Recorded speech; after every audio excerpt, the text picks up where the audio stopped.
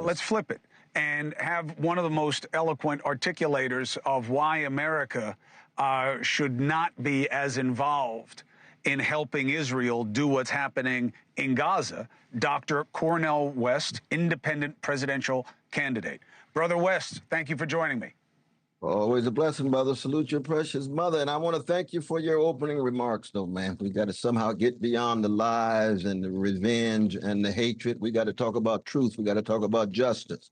We got to talk about love. None of us have a monopoly on those three. But if we're not seeking them, then we're on our way to self-destruction. This is Herman Melville's Moby Dick and the Pequod and Ahab enacted in historical terms. And he's the greatest novelist and epic writer of American literature alongside Toni Morrison and Faulkner.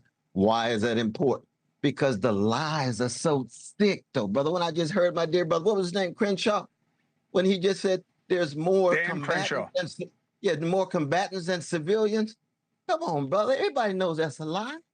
All the evidence is such, it reflects a indifference or a callousness or even a contempt to precious Palestinians. You got genocide going on. You got ethnic cleansing going on. You got 15,000 Palestinian children killed going on. If that doesn't move you, then we've got a spiritual problem.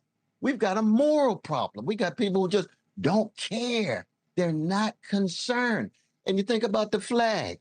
Now, the flag, we can look at it from the vantage point of the United States. Some of us, including myself, have relatives who were lynched hanging from trees coming home from World War I in the American flag. So the flag might mean something differently to different people. If your family have a flag, that's a different perception. That's going to be a beautiful thing because it might be accenting the best of America, and that's what that flag signifies. But for other people, it signifies something else. For these young folk, they're not tied to Iran. They see the flag and they hear rationalizations of massacres and genocide, and they take a moral stand. And that's true for any set of perceptions. And no one set of perceptions capture the whole truth, though, Brother Chris. Not at all. The flag's going to mean listen, I hear you. I hear you, and you are allowed to. And so forth. And that's why freedom of expression is so important. We all have a right to be wrong. I'm with it. We all have the right to express things that we feel very deeply about. Absolutely. I am with it, and the Supreme Court codified this for us and said the flag can get treated just like everything else, and that's why you're allowed to burn it and not get arrested. But here's the part I don't get. Everything you just said, I think, is saleable. People can make their determinations of whether they want to agree or not.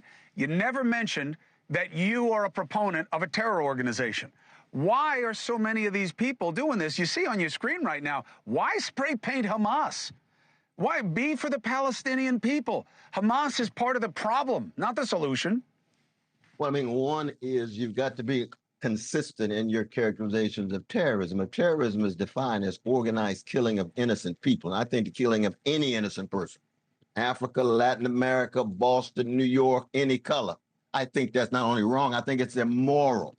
But if we're going to be consistent, then the IDF is a terrorist organization. It has organized in such a way. They have not been designated that by America. Hamas has. Innocent people. They've been killing innocent people. When we dropped bombs on Hiroshima, those are war crimes, Chris. Those are war crimes. I don't care what patriotic sensibility you have. Truth and justice and love are bigger than any flag, bigger than any tribe, bigger than any nation. So if Hamas kills innocent folk, of course that's immoral.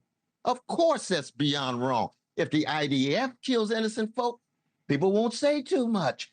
They bring the head of the IDF to Congress and giving 40 ovations with no mention of the humanity of precious Palestinian babies and women and men who were being killed this very moment. And you know and I know, if those babies and innocent civilians were white or Jewish, and if Muslims or Africans or Arabs were doing that to whites and Jews, the U.S. government would have a very different response. That's the racist element.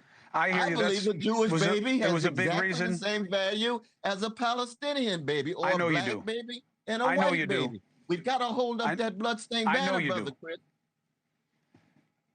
Hey, thank you for watching. Please go to newsnationnow.com, newsnationnow.com, and you can find NewsNation on your television provider. And don't forget to click the red subscribe button down below. Then you will get more of NewsNation's fact-driven coverage.